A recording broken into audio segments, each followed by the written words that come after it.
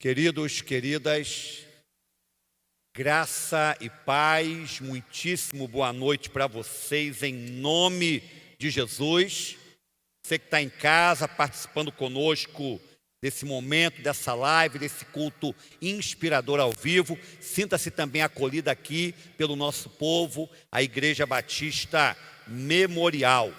E sem delongas, sem perda de tempo, a gente vai direto para a mensagem. Nós estamos todas as quartas trabalhando o livro de Atos, versículo por versículo, capítulo após capítulo, e hoje eu pretendo terminar o capítulo 17 com uma palavra do coração de Deus para o seu coração. E antes eu quero orar com você, quero orar por você também. Coloca a sua mão no coração aí, simbolicamente, e repita comigo as seguintes palavras. Senhor amado, Senhor bendito, nessa noite, continua a falar a cada vida aqui, a minha vida, ao meu coração, por meio da Tua palavra, que vai ser pregada. Que tanto aqueles que estão no templo, quanto aqueles que estão em seus lares, sejam impactados pelo Teu Espírito Santo, e que haja de fato uma visão vinda do céu para a Tua igreja, nessa hora, nesse instante, nessa noite. Em nome do Senhor Jesus. Amém. Meu tema para hoje: aprenda a dançar conforme a música. Aprenda a dançar conforme a música. E embora o nosso estudo seja no livro de Atos, eu quero começar a minha mensagem por um outro texto bíblico. Um texto que me tem sido muito apresentado nesses últimos dias e que eu quero compartilhar com vocês nessa noite. É o texto de 1 Crônicas, capítulo 12, verso 32. Se você puder anotá-lo aí, marcá-lo na sua Bíblia, faça isso. 1 Crônicas, capítulo 12, verso 32, que diz assim: dos filhos de Issacar, que sabiam discernir o tempo, para saberem o que Israel devia fazer, 200 chefes e todos os seus irmãos sob suas ordens. Muito interessante este verso. Vamos explicá-lo. Quando Davi estava para assumir o reino de Israel, logo após o suicídio de Saul, várias pessoas de diferentes tribos se uniram a Davi para apoiá-lo em seu reinado. E neste trecho de Crônicas, nos é dito que os filhos de Issacar, uma das 12 tribos de Israel, eram homens que sabiam discernir os tempos, tendo respostas concretas para os problemas enfrentados pelo seu povo naquela época. E Davi, para ser bem-sucedido como líder de Israel, careceria dessa sabedoria da tribo de Issacar. Eu creio que esta é uma necessidade para este nosso tempo presente, mais do que em qualquer outro momento que tenhamos vivido em nossa geração. A Igreja de Jesus precisa saber como portar-se, como conduzir-se com sabedoria nessa época de tantos desafios e oportunidades. O coronavírus quebrou literalmente, do dia para a noite, muitas das nossas tradições e costumes de décadas. A Covid-19 fez com que transformações que durariam ainda anos para ter lugar, elas fossem então efetivadas, consumadas em questão de meses. E o mundo hoje pede por respostas de nossa parte, da parte da igreja. Respostas essas que só serão dadas se estivermos antenados, primeiro com Deus, e em segundo lugar, com o espírito de nossa época, atentos àquilo que está acontecendo ao nosso redor. A Igreja de Jesus precisa de sabedoria dos céus para se fazer relevante diante de tantas portas que nos são abertas. Mas parece que ainda não compreendemos a nossa responsabilidade, o nosso papel nessa época, nesse tempo. Ainda não discernimos o período em que nos encontramos. Ainda não estamos sabendo dançar conforme a música. Vamos para Atos. Vamos começar então em Atos, para entendermos melhor essa história de dançar conforme a música. Antes que alguém diga que esse tema escolhido para a noite de hoje possa transmitir a ideia, a imagem de uma igreja frouxa e sem decisão, uma igreja leviana, que não sabe o que quer e por isso se adequa de modo conformista ao sabor do seu tempo. Antes que alguém pense, eu tenho um mau juízo dessa minha palavra, eu quero ir para um texto que ainda não é Atos, tá? Mas que mostra muito bem quem foi Paulo, o maior missionário cristão de todos os tempos. Como ele sabia falar a linguagem do seu tempo ou do contexto onde ele estivesse ministrando a palavra do Senhor. Vamos lá? 1 Coríntios 9, 19 ao 23. Preste atenção no conteúdo dessa leitura. Porque, sendo livre de todos, fiz-me escravo de todos, a fim de ganhar o maior número possível. Para com os judeus, fiz-me como judeu, a fim de ganhar os judeus. Para os que vivem sob o regime da lei, como se eu mesmo assim vivesse. Para ganhar os que vivem debaixo da lei, embora eu não esteja debaixo da lei. Aos sem lei, como se eu mesmo fosse, não estando sem lei para com Deus, mas debaixo da lei de Cristo, para ganhar os que vivem fora do regime da lei. Fiz-me fraco para com os fracos, a fim de ganhar os fracos. Fiz-me tudo para com todos, a fim de, por todos os modos, salvar alguns. Tudo faço por causa do Evangelho, para ser também participante dele. Que palavra, hein, irmãos? Hein, pastor Antônio? Hein, missionária Joana? Que palavra! Se isso não é saber dançar conforme a música, então não sei mais o que possa ser. Paulo conseguia adaptar-se a cada ambiente ao qual fora chamado por Deus para pregar o Evangelho. Porque o objetivo primário de Paulo era a salvação de pessoas. E ele fazia isso sem alterar, sem mexer na integridade, na essência, no cerne da mensagem que ele pregava. Assim sendo, depois dessa introdução, em que eu citei 1 Crônicas 12, 1 Coríntios 9, agora sim nós vamos ao texto de Atos. Vamos começar então a lê-lo? Começando com Atos 17, 15 e 16, a partir de onde paramos na última quarta-feira. Os homens que foram com Paulo o levaram até Atenas, partindo depois com instruções para que Silas e Timóteo se juntassem a ele, tão logo fosse possível.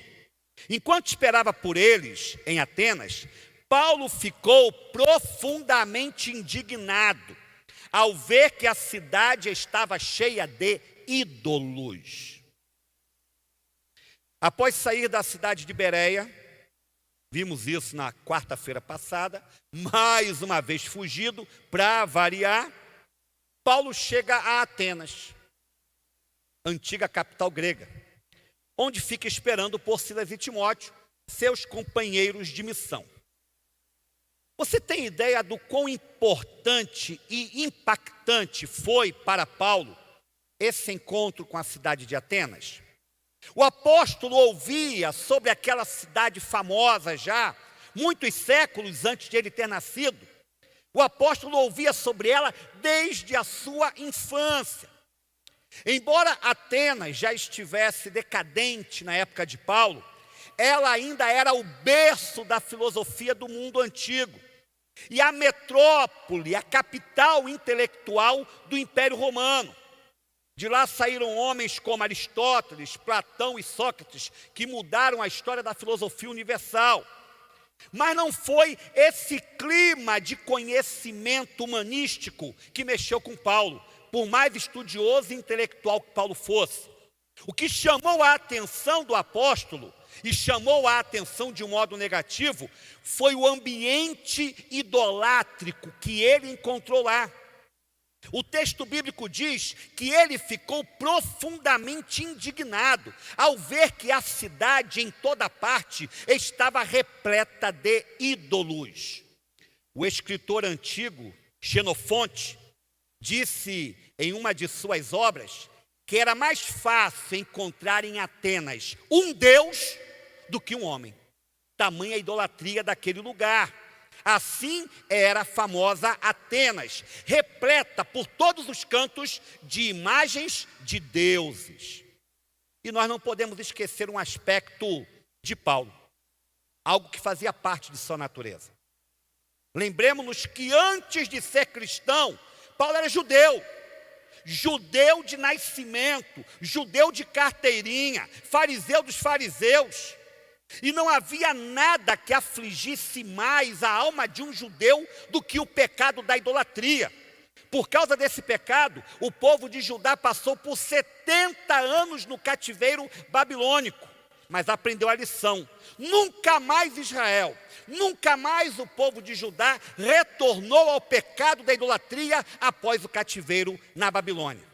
Isso é tão verdade que quando você acompanha a trajetória de Jesus nas páginas dos 4 evangelhos, Mateus, Marcos, Lucas e João, você vai ver que Jesus falou sobre tudo. Jesus falou sobre sexualidade, casamento, dinheiro, mas Jesus não falou de uma coisa: idolatria. Ele nunca tocou nesse aspecto enquanto esteve em nosso meio, porque esse não era mais um problema do seu povo na época de Jesus. E por isso então, a alma de Paulo estava perturbada. No grego, que é a língua original do Novo Testamento, o texto diz que literalmente Paulo ficou, escute isso, como quem tem um ataque epiléptico. A ideia que transmite o texto não é uma ideia tão acertada, tão profunda. Esse termo indignado significa passível de ter um ataque epiléptico. Tamanha angústia de alma que Paulo sentiu. Agora, vamos lá, para começar a entrar no assunto que eu quero. Ao contemplar tantos ídolos em Atenas, como foi que Paulo reagiu publicamente? Ele saiu quebrando tudo em nome de Jesus? Como muitos cristãos sem sabedoria têm feito nessa época de intolerância religiosa, invadindo terreiros, apedrejando monumentos públicos, porque são de ordem idolátrica, e dizendo que fizeram isso no nome de Jesus, porque Deus lhes mandou fazer. Paulo chamou todos os atenienses de idólatras e disse que eles iriam queimar no fogo do inferno pela sua falsa adoração. Foi isso que Paulo fez, gente? Olha o que o texto diz. O texto fala em outra coisa. Nós vamos chegar lá, mas eu quero antes chamar a sua atenção para algo que aconteceu essa semana e que eu, como cristão, me senti envergonhado. Todo mundo aí está sabendo da história da menininha de 10 anos que era sistematicamente estuprada pelo seu tio desde os 6 anos de idade e de um modo que a ciência não pode explicar, aos 10 anos essa menina engravidou. Ovulação precoce, logicamente, porque a sexualidade dela foi adiantada. E, irmãos, não vou entrar na questão do aborto, isso aí é um tema polêmico, muitos pontos de vista, mas eu vou entrar na questão dos ativistas, católicos e evangélicos, que ficaram na porta do hospital.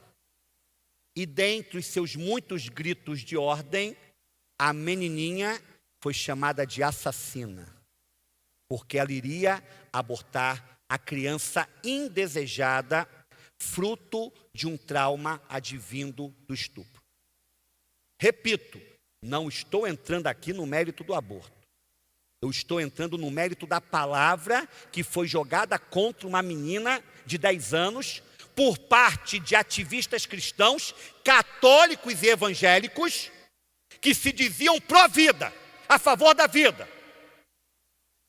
Que péssimo testemunho desse povo. Que imagem distorcida do Evangelho de Jesus eles passaram. Não entenderam nada da mensagem de graça e misericórdia de Cristo, que desserviço ao reino de Deus. Vamos então aprender como foi a reação de Paulo, ao contrário do que temos visto hoje em dia. Atos 17 e 18, olha o que diz. Por isso, logo após ter contemplado toda a idolatria ao seu redor, Paulo discutia na sinagoga com judeus e com gregos tementes a Deus, bem como na praça principal todos os dias, com aqueles que por ali se encontravam. Alguns filósofos epicureus e estoicos começaram a discutir com ele. Alguns perguntavam: o que está tentando dizer esse tagarela? Outros diziam: parece que ele está anunciando deuses estrangeiros. Pois Paulo, se liga nessa última parte, Paulo estava pregando as boas novas a respeito de Jesus e da ressurreição. Paulo discutiu com os moradores de Atenas, é o que diz aí o texto. Mas discutiu em que tom? Discutiu em que sentido?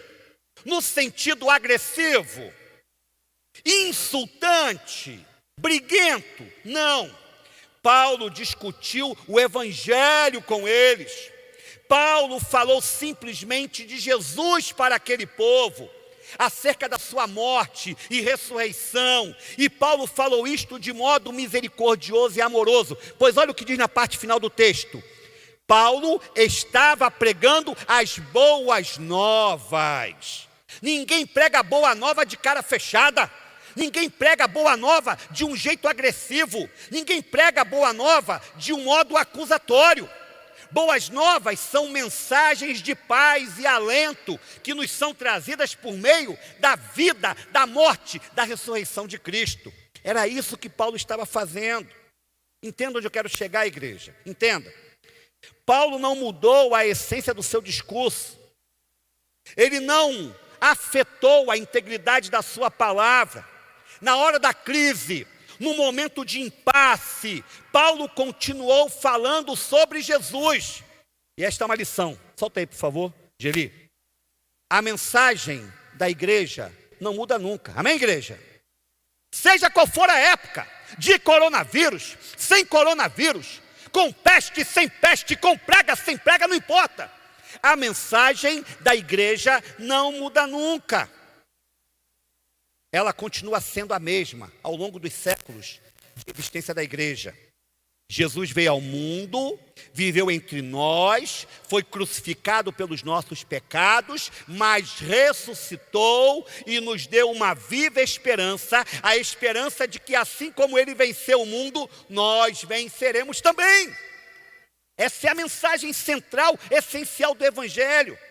Nesse mundo caótico de hoje, onde as pessoas estão aterrorizadas, e muitos cristãos, inclusive, dominadas pelo medo, essa é a mensagem a ser pregada ainda, a mensagem da superação em Jesus, a mensagem da vitória em Jesus, a mensagem de que Ele está conosco e vive em nossa vida, vive em nosso coração. Entretanto, se liga aqui, olha aqui para mim, você que está em casa, se ligue mais. Paulo não mudou a essência da mensagem, mas ele mudou a estratégia. Ele mudou a sua metodologia. Lembram-se, quem está acompanhando aí toda quarta-feira comigo?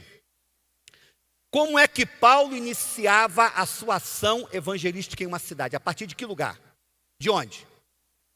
Quando chegava numa cidade, ele começava a pregar a partir de que lugar? Da sinagoga. Local onde os judeus se reuniam para estudar a lei de Israel, o Antigo Testamento. E Paulo, então, ele ia ao encontro daqueles judeus para mostrar-lhes que o Cristo profetizado pelas Escrituras que eles estudavam era o Jesus que ele conhecera como Salvador e Senhor, o Jesus que ele estava pregando para eles. Essa era a estratégia de Paulo, sempre na sinagoga, a partir do estudo da lei.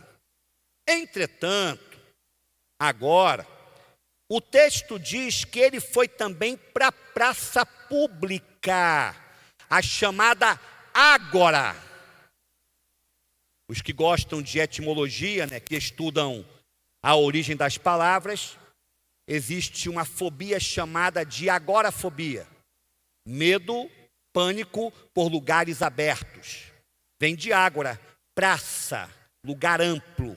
Era um local onde os gregos discutiam os assuntos dos últimos dias, onde eles também ensinavam as suas doutrinas filosóficas.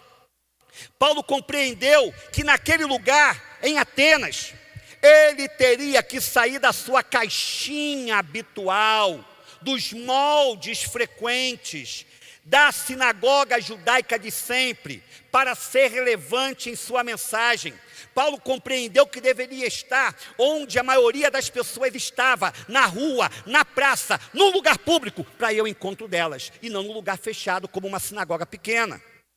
E mais, escute isso, tínhamos lá 2 grupos que queriam se aprofundar no que Paulo estava pregando: os epicureus e os estoicos. Está lá no texto, você já leu. Os epicureus e os estoicos. Os epicureus criam que a vida tinha que ser vivida em toda a sua intensidade, pois ela não tinha sentido nenhum, não existia um além, não existia um mundo por vir, tudo era aqui e agora. Então, para você poder viver essa vida, você tinha que aproveitá-la, porque após a morte, nada mais há. Isso era o que os epicureus criam. Já os estoicos criam que a vida tinha que ser regrada, vivida com sabedoria, abnegação, sabendo dizer não para alguns prazeres, para não manchar, não contaminar o corpo. E Paulo pregou para esses 2 grupos distintos de filósofos. E aqui eu vejo uma outra lição. Solta aí, Gerli, por favor. Olha o que diz. A igreja precisa ter uma mensagem que atinja todos os tipos de pessoas. E escute, quando eu falo igreja, não corra o risco de pensar na igreja como um grupo à parte de você, na terceira pessoa, ela, outra. Não, a igreja é você, a igreja somos nós. Então nós precisamos de uma mensagem que atinja todos os tipos de pessoas. A igreja não pode querer escolher o seu público-alvo e fixar-se apenas num nicho, num gueto. O mesmo Paulo que pregava para pessoas brutas, não intelectualizadas, como em Listra, como já vimos aqui, era o mesmo Paulo que pregava para uma plateia estudiosa, filosoficamente avançada, como em Atenas. É nesse ponto que eu discordo de algo que eu já comentei aqui com vocês. Deus me deu a graça de ser um dos implementadores da visão de igreja com propósitos na Bahia. E isso nós trabalhamos em Valença nos 7 anos que lá estivemos. Mas havia um ponto na visão de uma igreja dirigida por propósitos que eu não podia aceitar. A ideia de que a igreja precisa escolher um público-alvo específico e trabalhar com aquele grupo apenas, ou dar a maior parte da sua energia focada em prol da conversão daquele grupo. Não é assim, irmãos. Não é assim. Se for dessa forma, eu vou querer trabalhar só com a nata, com a elite, com os médicos, os empresários, os políticos fortes. Não, a igreja não pode escolher quem ela quer atingir. A igreja trabalha com aqueles que são enviados a ela pelo Espírito Santo de Deus. E ela tem que estar aberta para o rico e para o pobre, para o analfabeto e para o estudado, para o empresário e para o empregado, para todos. Ela é uma comunidade mesclada, ela é uma comunidade eclética, diversificada. E nós temos que ter esse tipo de visão.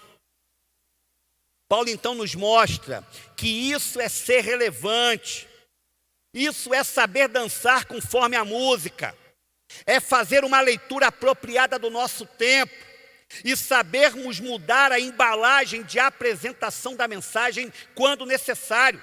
Escute, a forma como eu falo de Jesus para universitários não pode ser a mesma forma como eu falo para estudantes do ensino fundamental. Estou certo ou estou errado, irmãos? A essência é a mesma. Jesus viveu entre nós, morreu pelos nossos pecados e ressuscitou ao 3º dia e vive entre aqueles que o receberam. Mas a maneira como eu vou apresentar esta mensagem, ela vai variar de acordo com o meu público-alvo. Quero citar uma frase que eu ouvi essa semana e que é mais uma lição para todos nós. Vamos lá? Solta aí, Geli, por favor. Olha que coisa fantástica. Se você puder anotar, anote isso aí. Não confunda a sua missão com a forma pela qual você fazia as coisas que fazia. Vou repetir. Não confunda a sua missão com a forma pela qual você fazia as coisas que fazia. Vou explicar isso. A missão é uma coisa. A forma pela qual a fazemos é outra coisa. A missão não muda, a missão é a mesma desde que a igreja é a igreja. Desde que a igreja foi fundada por Cristo, já a maneira, a forma pode mudar de acordo com as necessidades. Ok? Está claro isso para você? Então vamos continuar analisando Paulo, vamos lá? Vamos dar uma puxada aí no texto para a gente caminhar. Então o levaram a uma reunião do Areópago. Então preste atenção, olha só, se liga aqui. Paulo começou na sinagoga, como de costume, mas ele não parou lá. Foi para onde? Para Ágora, que é a praça pública. Agora ele já foi para outro lugar, para o Areópago. Vamos explicar o que era o Areópago. Onde lhe perguntaram: podemos saber que novo ensino é esse que você está anunciando? Você está nos apresentando algumas ideias estranhas e queremos saber o que elas significam. Todos os atenienses e estrangeiros que ali viviam não cuidavam de outra coisa senão falar ou ouvir as últimas novidades. Então Paulo levantou-se na reunião do Areópago e disse: atenienses, vejo que em todos os aspectos vocês são muito religiosos, pois, andando pela cidade, observei cuidadosamente seus objetos de culto. Olha a classe com a qual Paulo fala.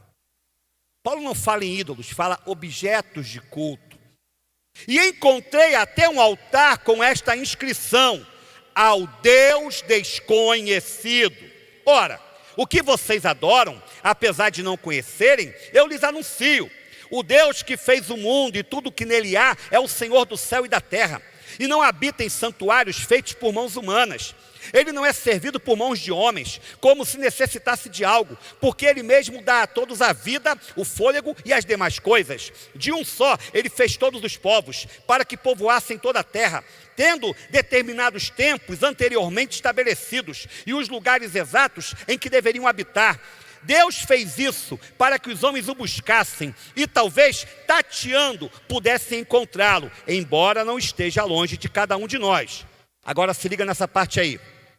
Pois nele vivemos, nos movemos e existimos, como disseram alguns dos poetas de vocês, também somos descendência dele. Atos 17, 19 a 28. Eu amo Paulo. Depois de Cristo, para mim, é a personalidade mais admirável do Novo Testamento.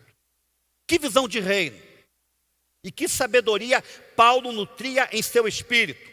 Como a igreja, como nós, precisamos aprender com ele a agirmos de um modo sábio em nosso tempo. Observe, querendo saber mais sobre a doutrina que Paulo pregava, os filósofos epicureus e estoicos, lá na Ágora, na praça pública, o convidaram para uma reunião mais seleta, privativa, exclusiva, no Areópago, que era onde se reunia a alta cúpula ateniense. E lá Paulo começa a pregar a partir de algo que ele viu na sua chegada na cidade: a existência de um altar dedicado a quem? A quem? Ao Deus desconhecido. A idolatria de Atenas era tão grandiosa que eles tinham medo de ter se esquecido de algum Deus e pudessem, por isso, cair debaixo da ira desse Deus que tivesse sido esquecido. Eis o motivo pelo qual eles edificaram esse altar, para que não tivessem assim se esquecido de ninguém. E Paulo começa o seu discurso no Areópago, naquela elite filosófica, para a alta cúpula ateniense, citando esse altar e dizendo que esse Deus desconhecido era o Jesus que eles não conheciam. e que ele, Paulo, estava anunciando como porta-voz de Deus em Atenas. Ou seja, solta outra verdade aí, escute isso. A nossa mensagem começa a partir de onde a pessoa está, a partir do contexto de vida daqueles a quem queremos atingir. O que isso quer dizer? Você vai evangelizar pescador na beira da praia? Então fale de pesca, fale de peixe, não fale de computador, não fale de construção. Você quer evangelizar um construtor? Fale de obra, de arquitetura, de casa. Não vá falar de medicina com ele. Comece a partir de onde a pessoa está. Precisamos, por essa causa, conhecer bem o local em que nós nos situamos. Precisamos saber acerca de como as pessoas ao nosso redor vivem, do que elas gostam, o que as desperta, quais são os interesses principais dos vizinhos da nossa comunidade, ligados à nossa própria casa. Se não agirmos assim, não seremos ouvidos.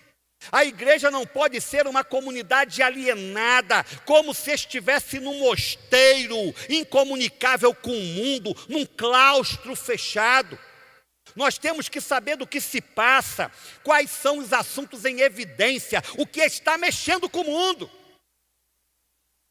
Essa política tem nos cansado bastante, né?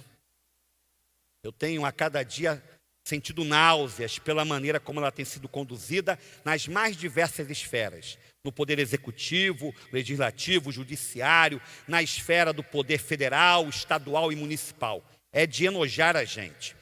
E aí, eu ouço algumas falas de vez em quando.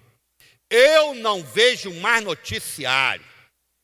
Eu não abro mais em site de notícias. Eu não assisto mais telejornal, porque só me faz mal. Está errado, cabra! Tem que assistir. Tem que se ligar. Tem que estar a par. Tem que saber do que está ocorrendo aí fora, ao nosso redor, para que a gente tenha uma mensagem relevante. A igreja não pode agir como um avestruz, enfiando a cabeça no chão. Também que dizem que isso é mito, né? Isso não tem nada a ver. Mas pelo menos no folclore é assim que se fala. Existe um tempo a ser analisado, sondado, questionado, pesquisado. E esse tempo é o nosso. Volto então, mais uma vez para Paulo. Eu vou tocar num ponto aqui interessante agora, viu? Vamos repetir a parte final do que Paulo disse? Pode avançar aí, Geri. Olha o que ele fala. Pois nele vivemos, nos movemos e existimos, como disseram alguns dos poetas de vocês. Também somos descendência dele. Paulo cita aí 2 textos, mas não são da Bíblia. Paulo cita 2 textos gregos, de 2 filósofos gregos, para evangelizar aquele povo. Epimênides e Arato. Epimênides viveu no 6º século a.C.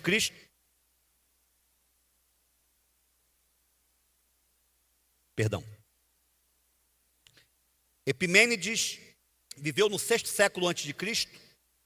e Arato no 3º século. E Paulo aqui, ele mostra que ele sabia dançar conforme a música. Paulo mostra que também, a exemplo dos filhos de Issacar, ele sabia discernir o seu tempo.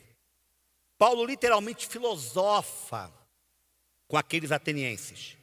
Ele mostra conhecimento de causa, embasamento do que estava falando, ao dizer: os próprios filósofos que vocês seguem já disseram há séculos passados que em Deus vivemos, nos movemos e existimos.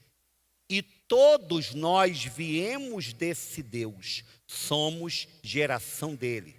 É esse Deus, pregado pelos seus próprios filósofos, que eu estou anunciando a vocês. Um dia eu fui pregar numa igreja e eu fiz alusão a uma música do famoso cantor sertanejo Sérgio Reis. Quem aqui nunca ouviu Sérgio Reis? Quem aqui não conhece Sérgio Reis? E ao final eu percebi que eu escandalizei uma irmãzinha. Ela, pastor, me perdoe, a sua mensagem foi ótima, mas o senhor não precisava ter citado Sérgio Reis. Sérgio Reis é um cantor mundano, um cantor profano. Ele não tem autoridade para entrar numa mensagem bíblica. Imagine se Paulo tivesse pensado assim. Porque o que é a música, se não filosofia? Se não poesia? A música reflete o pensamento da sociedade. E quando Paulo cita 2 autores seculares, gregos, não cristãos, na verdade pagãos, Paulo está dizendo o seguinte: eu posso fazer uso da cultura secular, sim, se eu souber filtrar o que importa, o que vale a pena para o Evangelho. E foi o que ele fez. Então, meu irmão, existem muitos filmes de Hollywood que têm uma mensagem bíblica, cristã, embora não sejam cristãos nem bíblicos na sua origem. Existem muitas músicas seculares cantadas por cantores que não têm nenhum compromisso com Deus, mas que nós podemos aproveitá-las sim e aplicá-las ao Evangelho. Existem livros e obras que devem ser também conhecidos por nós, escritores não cristãos. Se não pensarmos dessa forma, então vamos brigar com Paulo, porque Paulo fez uso dessas ferramentas. Se eu quero que as pessoas me ouçam, eu preciso mostrar para elas que eu sei do que elas ouvem, que eu conheço do mundo delas também. Eu não vivo nesse mundo, eu não faço parte desse mundo, mas eu sei muito bem o que está por detrás de cada palavra. Eu preciso estabelecer pontos em comum, pontos de contato. Caso contrário, não serei relevante em minha mensagem. Correrei o risco de ser taxado como um pregador de antiguidades, coisas velhas e ultrapassadas. E se há algo que é mais atual do que nunca, é a mensagem viva da palavra. Mas eu repito, a forma como apresentamos esta mensagem bíblica pode torná-la chata e enfadonha e desqualificar-nos na nossa missão. Muito bem, para finalizar aqui então. Depois que Paulo conquistou a atenção da elite ateniense, partindo de onde aqueles intelectuais estavam, pregando a partir da realidade deles, Paulo dá a facada, ele desfere o golpe mortal. Vamos lá? Atos 17, do 29 ao 34. Assim, visto que somos descendência de Deus, não devemos pensar que a divindade é semelhante a uma escultura de ouro, prata ou pedra, feita pela arte e imaginação do homem. Olha aí Paulo criticando a idolatria daquele povo. Mas depois que ele já fez toda a introdução, depois que ele pegou o interesse, depois que ele pegou a atenção deles. No passado Deus não levou em conta essa ignorância, mas agora ordena que todos em todo lugar se arrependam, pois estabeleceu um dia em que há de julgar o mundo com justiça por meio do homem que designou. E deu provas disso a todos, ressuscitando-o dentre os mortos. Quando ouviram sobre a ressurreição dos mortos, alguns deles zombaram e outros disseram: a esse respeito nós o ouviremos outra vez. Com isso, Paulo retirou-se do meio deles. Alguns homens juntaram-se a ele e creram. Entre eles estava Dionísio, membro do Areópago, e também uma mulher chamada Dâmaris, e outros com eles.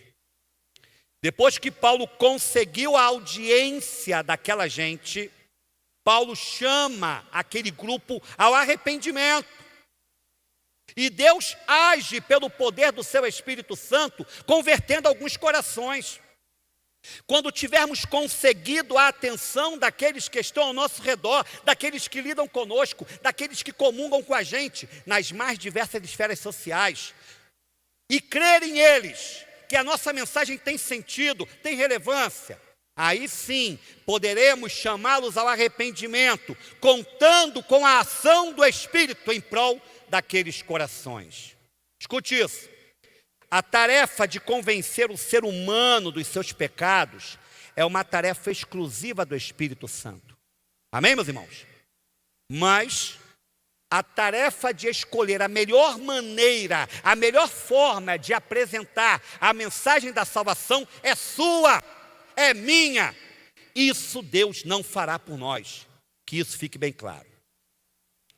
Eu fecho então com a história da Kodak, solta aí. Muito bem. Quem é que lembra dessa imagem, desse símbolo aí? Quem é desse tempo? Hã? Eu não vi Maísa levantar a mão, nem vi Noane, porque não é do tempo delas, né? A Kodak, os da década de 80, 90, conhecem ainda bem, era a maior empresa produtora de filmes para máquinas fotográficas. Ok? Então, naquele tempo, você tinha um rolo de filme que, após ter sido usado na máquina, você tinha que revelar para poder registrar os seus momentos felizes. E aí, então, chegou um camarada, funcionário da Kodak, da área de desenvolvimento e pesquisa, com um produto mirabolante.